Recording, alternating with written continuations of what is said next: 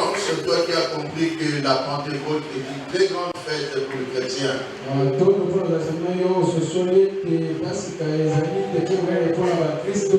Dans nos habitudes ici à l'église La Louange, avant la fête de la Pentecôte, nous préparons toujours le peuple de Dieu par un séminaire pour nous signifier que c'est que la Pentecôte, son importance, et même dire que la Pentecôte est toujours possible pour chacun si tu le veux. C'est une très grande fête chrétienne. Voilà, parce que ce séminaire va commencer aujourd'hui mardi. Nous allons enchaîner demain mercredi. Pour clôturer au niveau de la cellule jeudi. Et les vendredis, nous allons tous nous retrouver à la centrale pour la grande clôture lors de la prière plutôt de vendredi saint.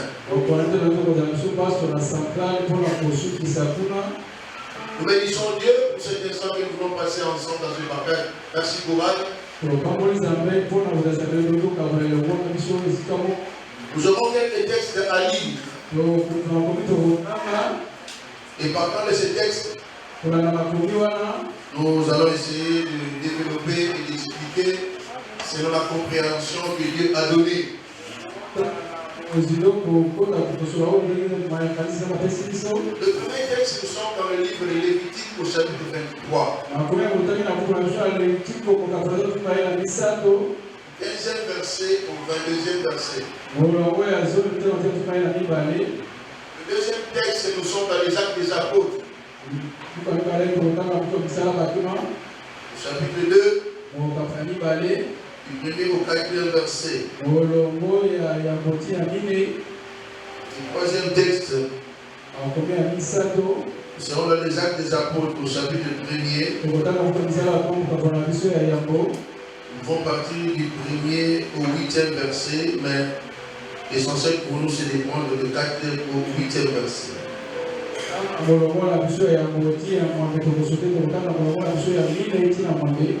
Amen, amen. Nous allons lire les textes de Lévitique chapitre 23, du 15e au 22e verset. Nous le mettons debout. La Bible dit, depuis le lendemain du sabbat,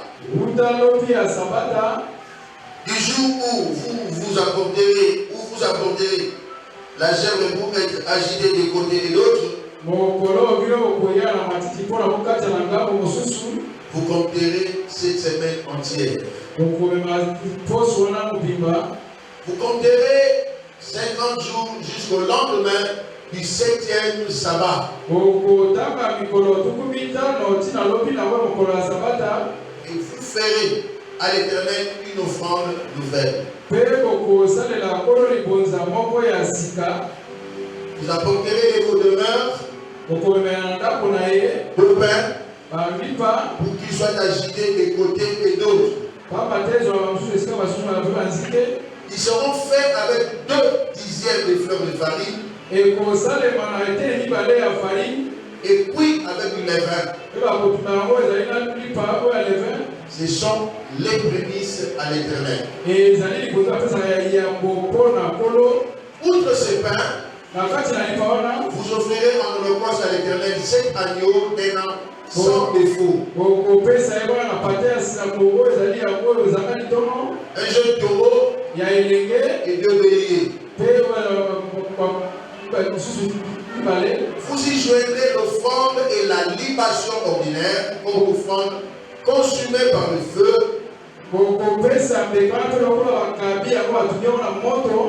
D'une agréable odeur à l'Éternel. Vous offrirez un bouc en sacrifice d'expiation.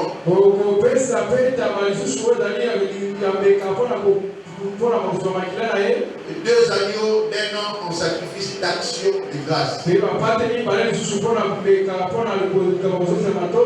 Le sacrificateur agitera ses victimes des côtés et d'autres devant l'Éternel.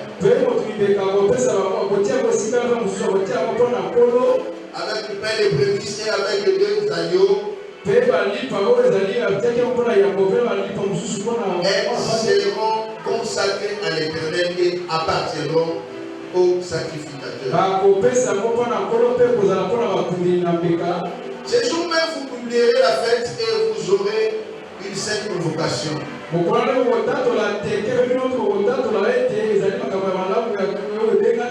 ne ferez aucune œuvre servile, c'est une loi perpétuelle pour voler sa main dans tous les lieux où vous habiterez.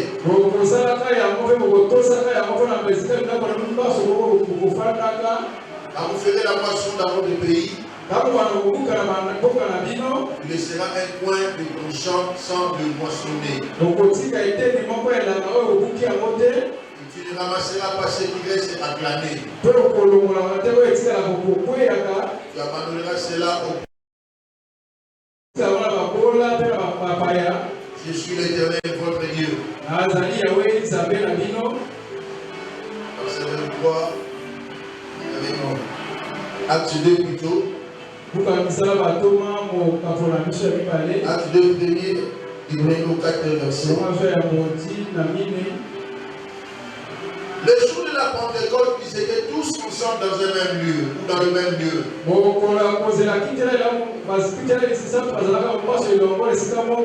Tout à coup, il vint du ciel un bruit comme celui d'un vent impétueux.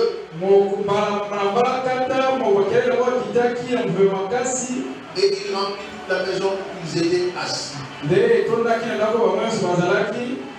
Des langues semblables à des langues de feu leur apparurent, séparées les unes des autres, et se posèrent sur chacun d'eux.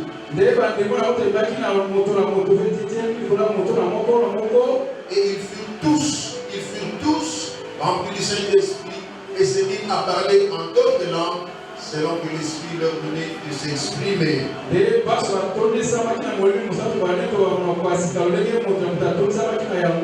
Actes des Apôtres, chapitre 1er.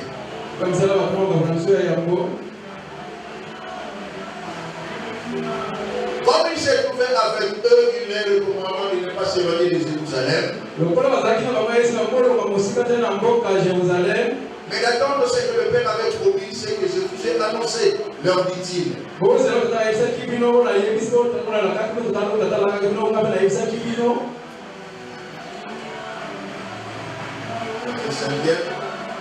Car Jean a baptisé d'eau, mais vous, dans peu de temps, dans peu de jours, vous serez baptisés du Saint-Esprit.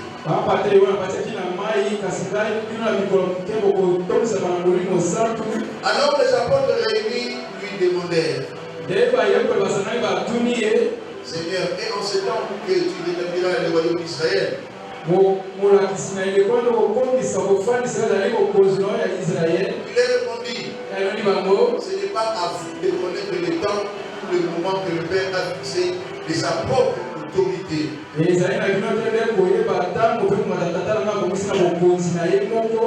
vous recevrez une puissance sur le Saint-Esprit survenant sur vous. Et vous serez mes témoins à Jérusalem, dans toute la Judée, dans la Samarie, jusqu'aux extrémités de la terre. Nous avons dit cela, il fut élevé pendant qu'il était à leurs yeux. Acclamez le Seigneur. Sanctifie cette parole. Merci parce que ton peuple est là. Nous sommes là, Yahweh, pour écouter ce que toi tu as à nous dire. Merci de préparer nos cœurs pour cette grande fête que commémorons. Venue du Saint-Esprit, une fête où nous commémorons les 50 jours après la Pâque juive. Merci Seigneur, parce que la fête de la Pentecôte est aussi une fête de libération, une fête de victoire. Bénis ton peuple qui est là. Bénis ton peuple qui est en train de venir. Prends ce député chacun. Laisse que la mouvance du Saint-Esprit puisse commencer déjà en ce moment au nom de Jésus. Amen. Amen. Acclamons le roi du roi.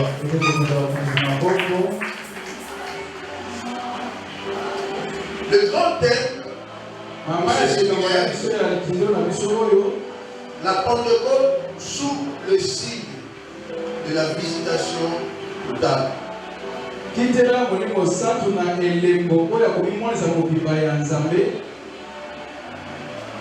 Vous avez certainement entendu parler des Pentagones. Quand on parle de Penta, ça veut dire 5. Donc quand on jouait au football, on nous donnait des fétiches, des magiques. On appelait ça Penta, que ça avait 5 points. Penta. Donc il est facile de comprendre ce qui signifie Pentecôte ou Pentecôte.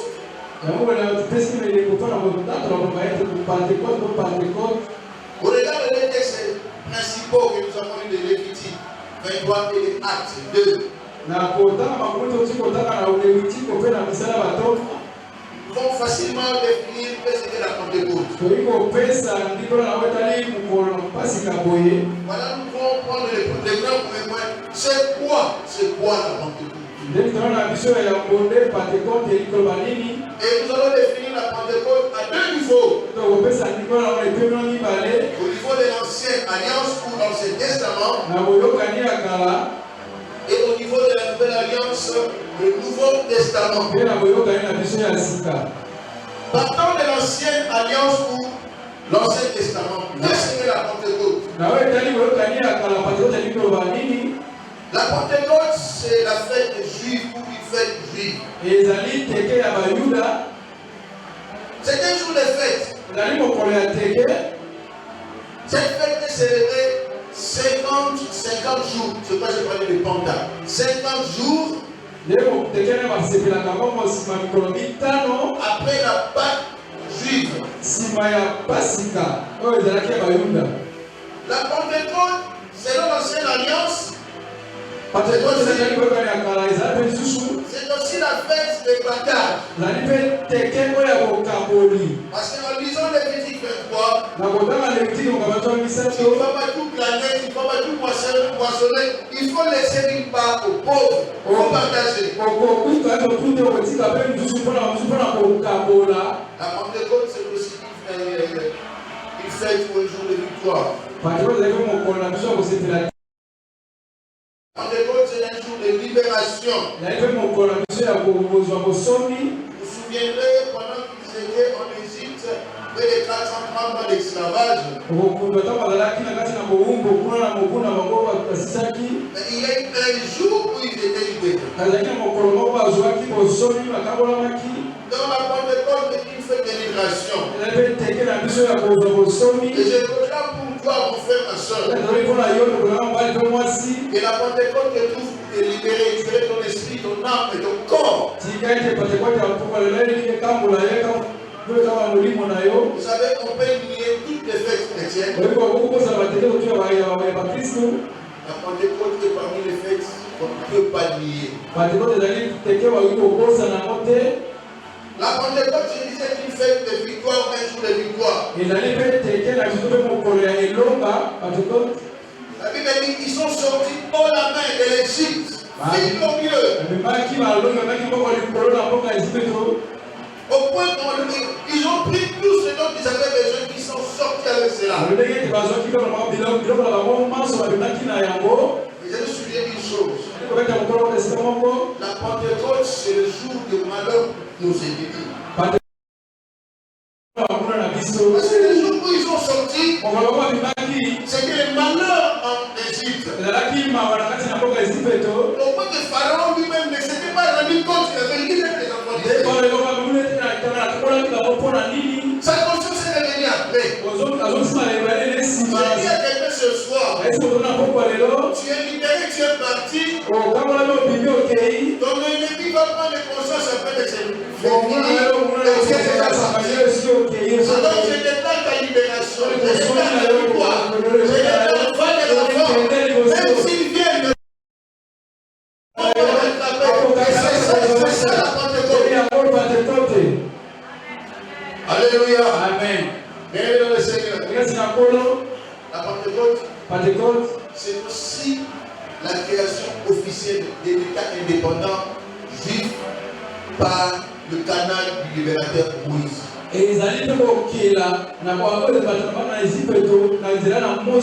Alléluia. Amen. C'est là que l'État indépendant d'Israël avait vu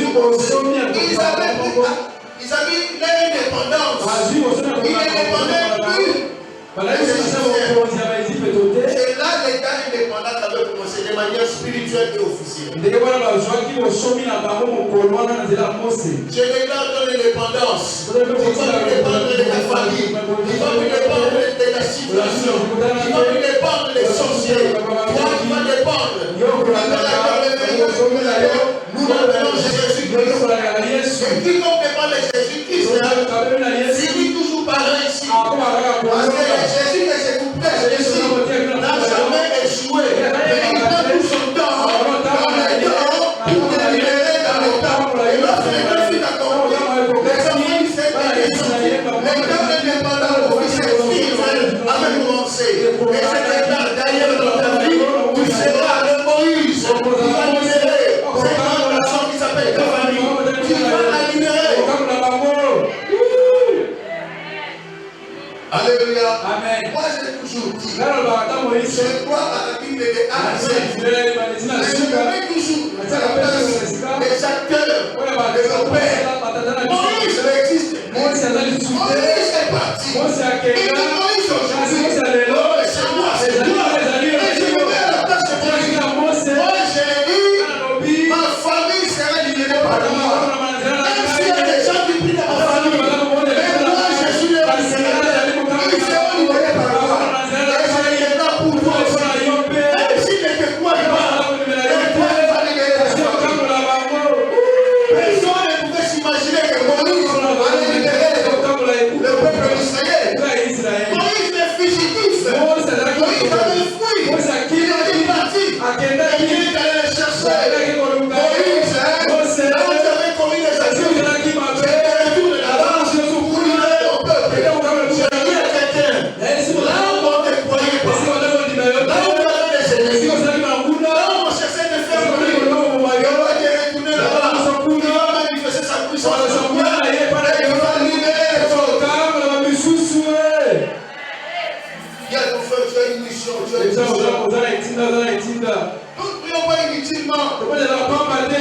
Nous prions parce que nous avons une mission. Nous ne sommes pas créés inutilement. Nous sommes créés parce que nous avons une mission. La mission de libérer les autres. Oh, l'Esprit Seigneur sur moi. L'Esprit Seigneur sur moi. Libère-moi. Pour libérer les personnes là. Qui sont encore.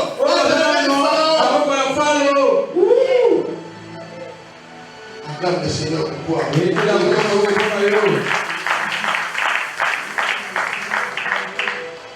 C'est quoi la Pentecôte? Donc, toujours selon l'ancienne alliance. La Pentecôte, c'est le jour où Dieu frappa l'ennemi et protégea son peuple. Souvenez-vous de la deuxième plaie. Dieu dit à Moïse, mettez le sang sur les linteaux de vos maisons. Lorsque l'exterminateur passera, et lorsqu'il verra le sang, il passera où? Et dans la maison des Égyptiens, il y aura les pleurs et les graissements de dents. Que ce soit des hommes et des animaux, ils vont périr. Alléluia. Amen. La Pentecôte. C'est le jour où Dieu va te protéger. Je dis à quelqu'un, ceux qui ont fait la fille, vous serez dans le même bus, vous serez dans le même taxi, il y aura un accident mortel. Mais toi qui sors si fort, sans t'assurer, mais lui, il va payer. Et je dis à quelqu'un, ceux qui ont fait la fille, ils ont enlevé vivre leur dixième paix. Ils ont enlevé vivre leur dixième paix. La dixième paix n'est pas possédée. Et je déclare, la dixième paix plaît atteindre tes ennemis. Et la vie te plaît atteindre tes bourreaux. Et que tu sors du vainqueur. Sans tâche, sans inquiétude, sain et sauf, toujours fort et puissant.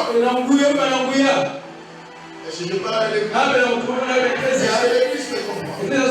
Est-ce que nous mettons sur la même longueur d'onde? Alléluia. Amen. N'a pas fait que ça. Parce que c'est une bonne époque là. Et pour toi, lorsque le Seigneur Jésus vient en toi, il vient pour libérer. Alléluia. Amen. C'est aussi un jour de réjouissance. Ils sont sortis tambour battant, comme on dit en français. Ils sont sortis tambour battant. Nous avons beaucoup souffert. Dieu nous a libérés. Ils sont sortis avec beaucoup de réjouissance. Oh, quelques pleurs se transforment en cris de joie. Quelques pleurs se transforment en cris de joie. Je dis à quelqu'un, Dieu est venu de suite qui est là. Sors, quitte l'Égypte. Tu n'es pas seul. Il t'accompagne. Mets dans ton désert. Il sera avec toi. Tous les jours. Réjouis-toi avec le Seigneur.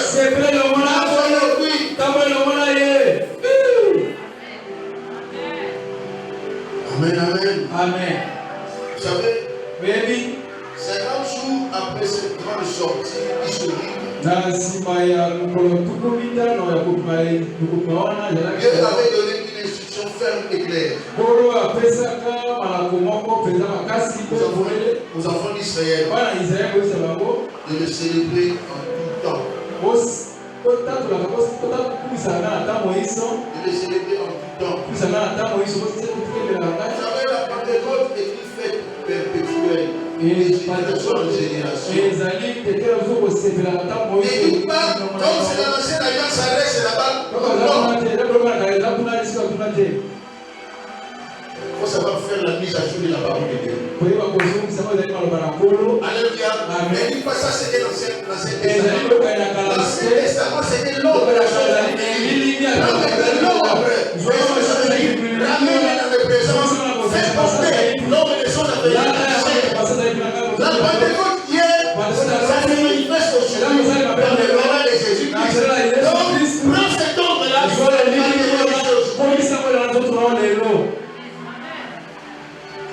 petite parenthèse. La Bible s'explique par elle-même. Alléluia. Amen. Je fais ma parenthèse. C'est un grand sujet. On peut commencer à débattre.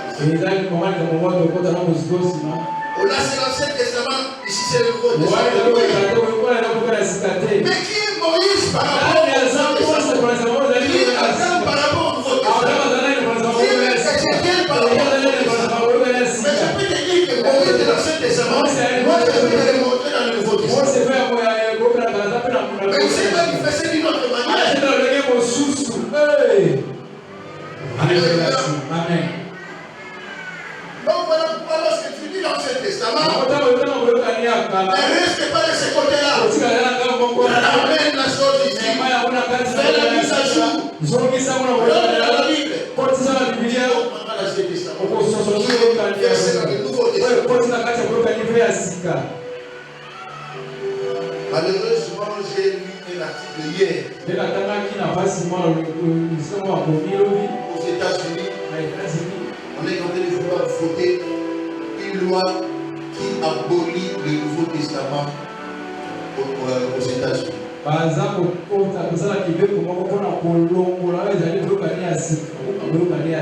pourquoi je nous donne un conseil à nous tous.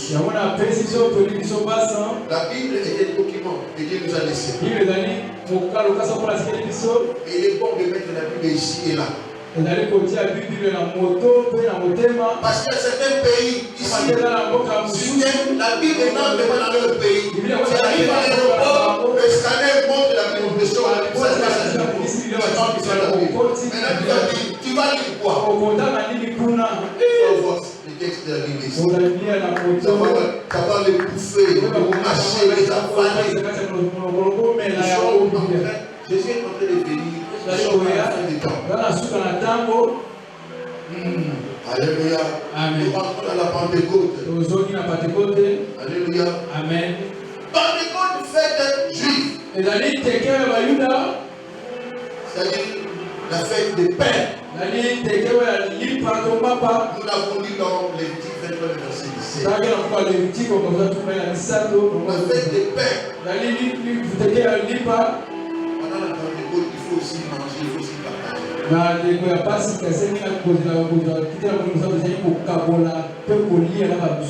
Si tu n'en as pas beaucoup, il faut partager. Alors, je me suis rendu compte, la Pentecôte est allée au-delà de ce que nous avons toujours prêché. La Pentecôte est une fête qui faut exprimer aussi son amour envers l'autre. Or, lorsque nous lisons la Bible, Jésus est amour. Il est venu nous apporter la Pentecôte. Or, dans l'ancienne alliance, on parle, il faut partager les pères. Laisser aux pauvres. C'est l'amour. Donc, quand je prends l'Ancien Testament, je viens faire la mise à jour. On dit la même chose. Alléluia. Amen. J'ai dit ici, la Bible s'explique dans la Bible. La Pentecôte juive, c'est la fête des offrandes. Nous avons vu, il faut faire des offrandes. Un agneau sans défaut, un loup sans défaut, il faut offrir. Voilà pourquoi j'ai toujours dit ici, quand tu as des billets échiquetés, ne les amenez pas à l'église.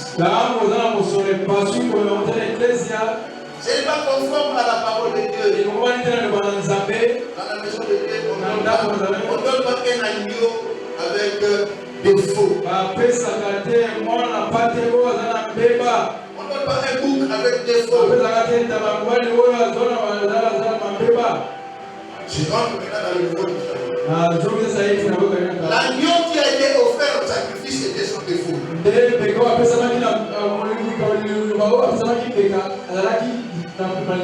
L'agneau qui a été offert au sacrifice avec défaut. Alors pourquoi nous venons offrir? Nous venons offrir ce qui est avec défaut. Alléluia. Amen. La fête de Pentecôte, c'est une fête d'offrande. C'est aussi une fête des actions de grâce remises réellement à Dieu. La Bible est Lévitique 23. On fait des actions de grâce à Dieu. Premièrement. Alléluia. Amen. On fait ces actions de grâce là à Dieu. La Bible dit, cela appartient au sacrificateur. On fait des actions de grâce aussi au sacrificateur de paix, au pasteur. Il faut leur faire des actions de grâce. Alléluia. Amen. Je rentre à la naissance de Jésus. Les souverains sacrificateurs. À sa naissance, il était venu offrir. Alléluia. Amen. Puis les grands prêtres, les souverains sacrificateurs, principal, on est allé offrir. Amen, amen. Nous devons développer la culture des offrandes, des actions de grâce. Les offrandes ou les actions de grâce crient à l'Éternel. Ce sont des actes qui crient. Seigneur, souviens-toi de lui. C'est lui qui a bâti notre temple. Action de grâce. Amen, amen. Amen. Les gens croient que lorsqu'ils donnent à l'Éternel, ce sont des personnes qui vont s'enrichir. Et laissez-moi vous dire aussi. Parce que si on veut faire des hypocrites de la chair, c'est il faut savoir donner aussi à vos pasteurs. Il faut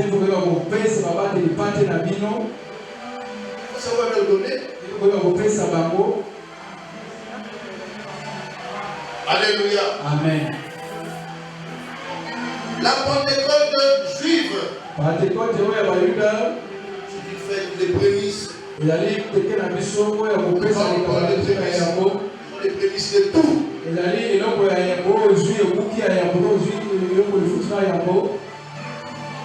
Fête des prémices. Un jour j'étais dans mon bureau. Pendant que je recevais les gens, je vois une jeune fille dans mon bureau. Papa, je suis venu pour moi. J'ai trouvé du travail. Je dois aller ma fille. Papa, attends. Les bébés m'ont donné salaire. Elle ouvre son sac et il prend son salaire comme prémisse.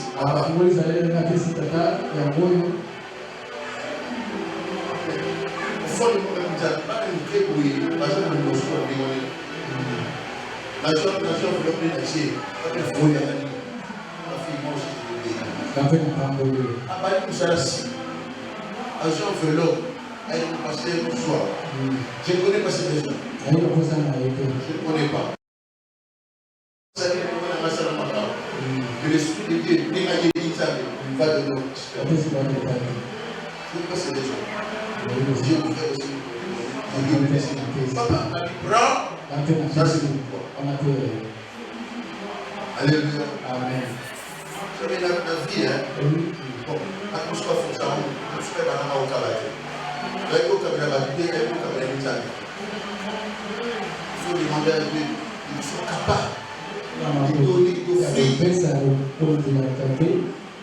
Amen, amen. Moi, quand j'ai commencé mon premier travail, après ça, la prémisse. Dans pour ça qu'on a parlé, prémisse. Quand j'ai commencé à travailler dans les ONG internationales, premier salaire, prémisse. ONG internationale, il faut en payer. Il y a un soldat qui m'a dit, il y a prémisse. Ces choses-là crient à Dieu. Ça crie. Amen, amen. Oh, la Pentecôte. La Pentecôte est une grande convocation du peuple. La Pentecôte est une convocation solennelle. La Pentecôte est une fête de moisson, fête de la récolte. Le verset 22 de Lévitique 23 le dit. Tu laisseras une partie de ton champ aux pauvres. Tu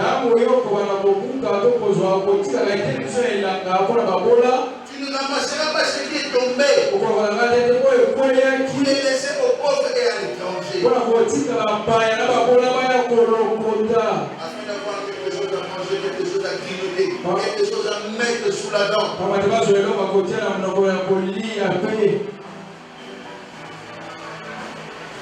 Les chrétiens sont venus avec le commandement passé sur la vie. Il faut une chose de la vie. Il faut choisir le sac. Pour ceux qui ont des il faut prendre le balai.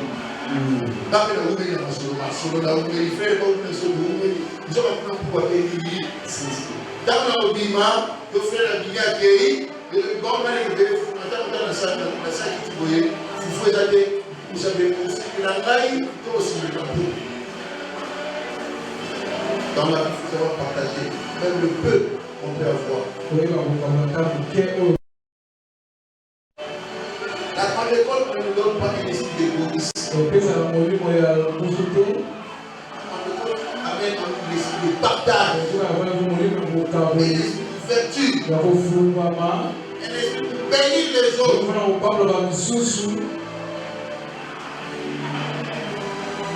Alléluia. Amen. Job a dit, s'il y a quelqu'un qui n'a pas manger la viande chez moi. S'il y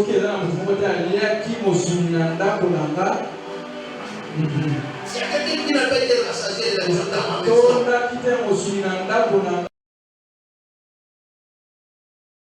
amen. je m'enlève déjà cet esprit-là.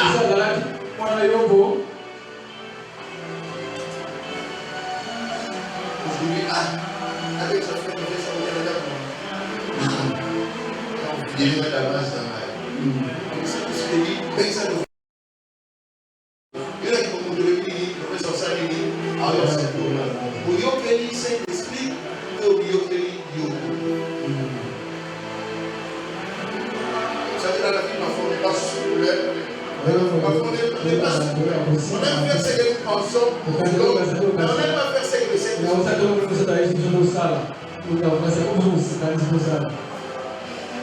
Amen, amen. Amen. J'ai partagé hier avec quelqu'un. C'était hier. M'a dit, parce que généralement, chaque mois, je mets plus de 100 ou 150 $ dans mon MP5. J'ai dit, c'est comme moi. Je ne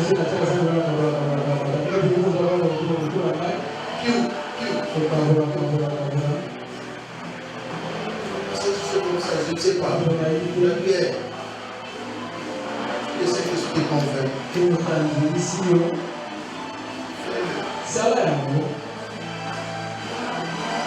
Un jour, j'avais quelqu'un qui m'appelle.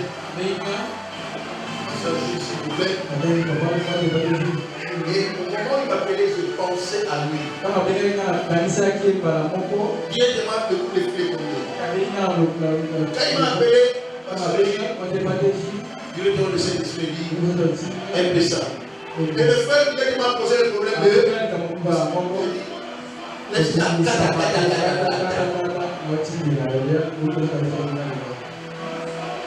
ce n'est pas que j'en ai beaucoup, c'est faux. Mais je sais partager. Même que je partage, je gagne. Et quand tu gagnes, tu gagnes. Il y a quelques années, j'ai ma nièce qui est en Europe aujourd'hui. Un jour, je suis allé le rendre visite. On a essayé de changer. Et lui, moi, je suis parti. Et les veilles, les sont mariés en Europe. Et quand moi, je t'accompagne. Et il a aussi. Nous sommes sortis de l'Europe. Elle m'a accompagné nous parler. Quand on est arrivé quelque part, je lui ai dit, tu dois rentrer les enfants sur les là-bas. J'ai mis la main dans ma poche. Je lui ai mis quelque chose.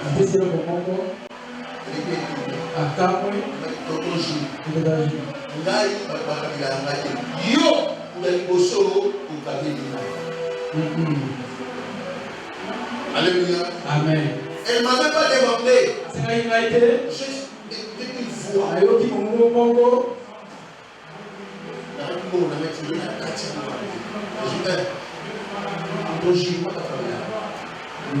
On a posé des questions. On a Pentecôte qui n'a jamais touché.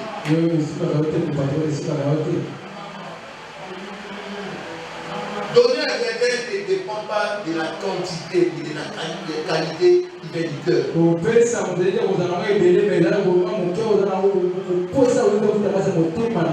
Je vais parler sur le exemple d'une personne qui est dans la salle. Papa, quand on a fait commerce maintenant. Papa n'a jamais besoin de salam pour la vie. Monsieur le juge, vous savez. Vous savez commerce. Oui. La plupart de la vie, la vie, la caméra, c'est un moment la vie. Il y a la main. Alléluia. Le Seigneur m'avait demandé quand c'est ce qu'il avait posé ce problème. Le Seigneur me demande parfois pour quelqu'un pour la bombe exaltée. Mais je vois la personne de Seigneur me dit Pesaïe. Rapport exalté. Mais Seigneur me dit Pesaïe. On a l'obéissance d'avoir nous en amour. Quand on fait nous, mais la plupart de nous, ça, mais le Seigneur dit Pesaïe. Elle dit Oula Lanzara. La pêche. Là, on a pêché dans le sol, on a dans le bureau, on a envoyé. Ça va. C'est plutôt que des supermarchés. Là, c'est au boulot. Amen. La Pentecôte doit être une vie de tous les jours. La Pentecôte sera la nouvelle alliance, deuxième partie. Alléluia. Cette fête juive coïncide avec la venue de cet esprit promise par le Seigneur Jésus-Christ. Il avait promis ça à ses disciples. En vue de l'œuvre du ministère qui est la conséquence de la glorification de notre Seigneur.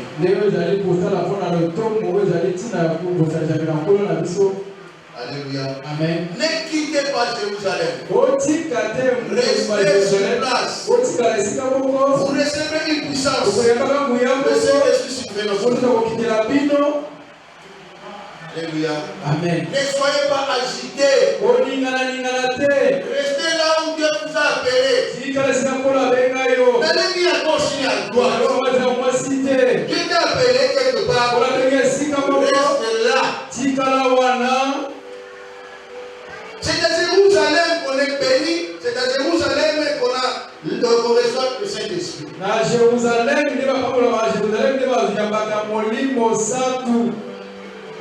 Beaucoup de Jérusalem est rossé en chemin. Et non, c'est Jérusalem à Jéricho. Et non, il est Jérusalem à Jéricho. Il a été rossé. Pendant à Jérusalem, je vous dire Jéricho, on va dire rossé. Si c'est le Saint-Esprit, n'embrasse pas n'importe quoi. Tout ce qu'on appelle église, ce n'est pas église. Ce que nous appelons le Saint-Esprit, nous le connaissons. Le Saint-Esprit est une personne. Mais il y a des gens qui appellent Saint-Esprit, le Saint-Esprit. Reste à Jérusalem. Tu cherches quoi à gauche et à droite? Alléluia. Amen. Vous savez que le Saint-Esprit est un esprit de douceur. Le Saint-Esprit n'est pas un esprit d'agitation. Galates verset 22. Vous ne verrez jamais parmi les fruits du Saint-Esprit l'agitation. Et quand il va aller dans une église où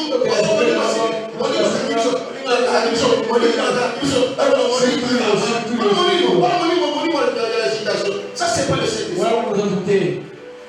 Le Saint-Esprit, c'est l'esprit de douceur. Amen, amen. Amen. Et lorsque Jésus est venu, il avait donné une instruction. Restez sur place. Ne quittez pas Jérusalem. Amen. Amen. La Pentecôte dans la Nouvelle Alliance est venue 50 jours après la Pâque, 10 jours après l'Ascension.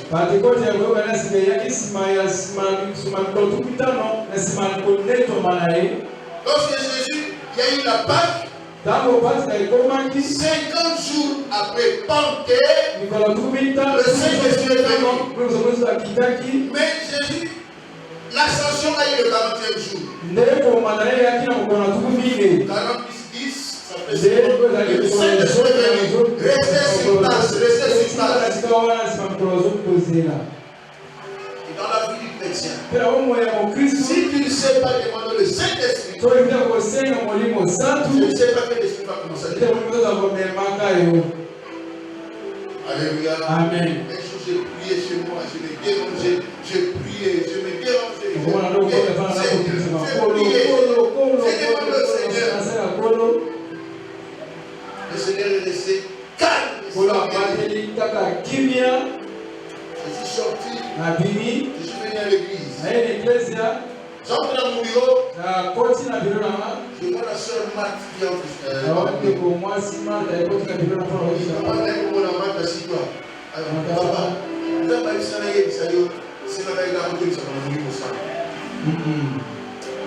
c'est tout ce que Dieu voulait donner comme réponse.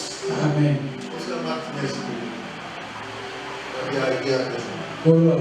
Le Saint-Esprit va démontrer beaucoup de choses. Et ta sœur ne comprendra pas où le Saint-Esprit te démontre évidemment. Amen. Amen. Et il a comme un friand, il y a aussi un monument. Chaque jour, Seigneur, remplis. La Pentecôte, c'est comme ça que je dis, ramène les choses maintenant. Fais la mise à jour maintenant. Et le Seigneur est là. Ne vous animez pas du faire ces choses. Mais soyez au contraire remplis du Saint-Esprit. Laissons les choses inutiles. Éloignons-nous de la débauche. Mais demandons au Seigneur de nous remplir du Saint-Esprit. Alléluia. Amen. Quand Jésus est monté au ciel, il a dit, je vous en ferai l'autre consolateur. Jésus était le consolateur. Il était venu comme consolateur dans la chair. Alors dans la chair, il lui était impossible. Il lui était impossible dans la chair. Voilà ce que je dis. Je vous enverrai l'autre consolateur. Le Saint-Esprit suffira sur vous. Vous serez mes témoins. On peut être des témoins que si on a le Saint-Esprit. On peut dire que si on a le Saint-Esprit. On peut dire que si on a le Saint-Esprit. On peut dire que si on a le Saint-Esprit. Vous serez mes témoins. Les témoignages c'est au travers du Saint-Esprit. Toi qui vas agir.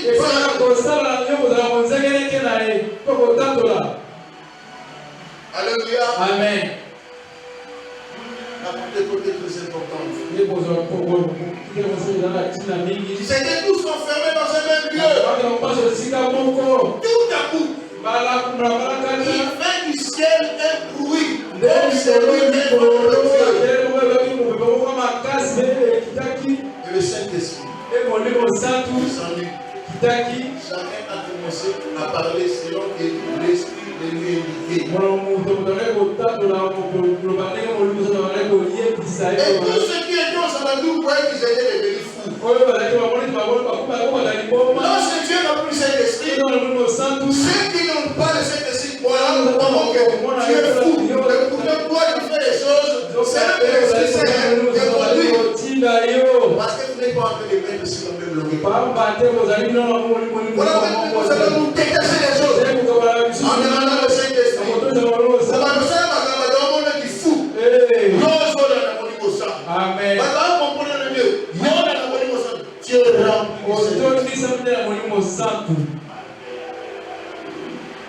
Alléluia. Amen.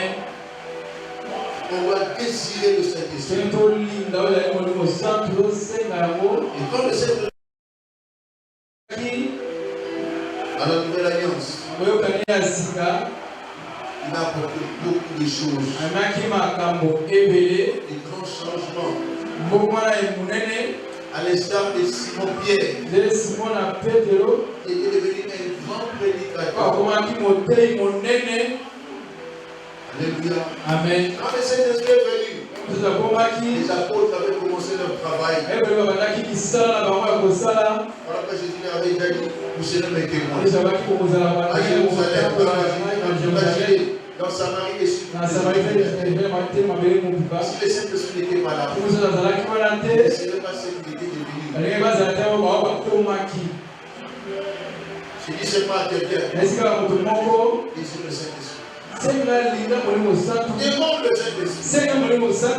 Je veux que ce soir, nous puissions manifester le désir. Nous puissions manifester l'amour, le besoin d'être rempli du Saint-Esprit. La Bible me dit, demandez, il vous sera donné. Vous demandez. Conforme à sa parole. Je m'éloigne de la débauche. Remplis-moi du Saint-Esprit. Alléluia. Amen. Est-ce que quelqu'un veut prier avec moi? On va faire une prière de 3 minutes. Prière de 3 minutes. Demandez à Dieu de te remplir du Saint-Esprit.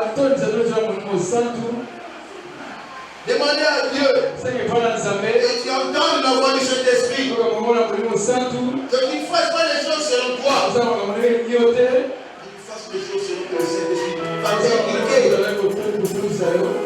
Si tu es rempli du Saint-Esprit, tu seras mal compris par ceux qui ne comprennent pas que je veux le Saint-Esprit. Le Saint-Esprit est Dieu. Il agit. Le Saint-Esprit est une personne. Alors invoquons le Saint-Esprit. Tu en as besoin, j'en ai besoin. Moi j'en ai besoin. Moi j'en ai besoin. Oh, je veux que le Saint-Esprit agisse en moi. Il en soit de même pour toi. Le Saint-Esprit, il est là, il est Dieu. En ce lieu, nous travaillons toujours à Saint-Fer. Alors il y a un mouvement qui se fait ici. Et là, on est en bas. Le ciel est ouvert. Et Dieu est en train de nous remplir les assassins de Saint-Esprit. Et tu vas lever ta voix. J'ai besoin de Saint-Esprit. Seigneur, j'ai besoin de Saint-Esprit. Prions au nom de Jésus.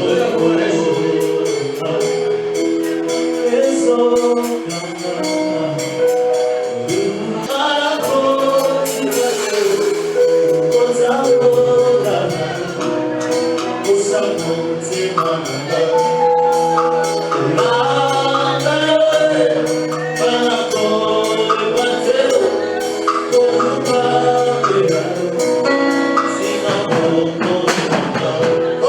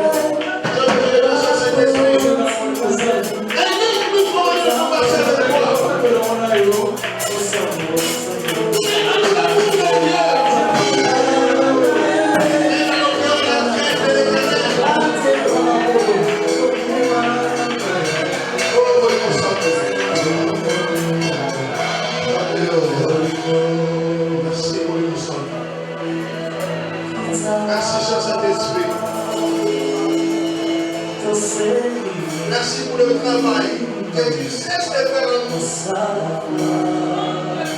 Fais-nous des véritables serviteurs, hommes et femmes remplis du Saint-Esprit. Que le bruit nous était fait entendre dans ce jour-là. Avec les disciples, c'est quoi aussi entendre ici, dans la maison de nos saints hommes.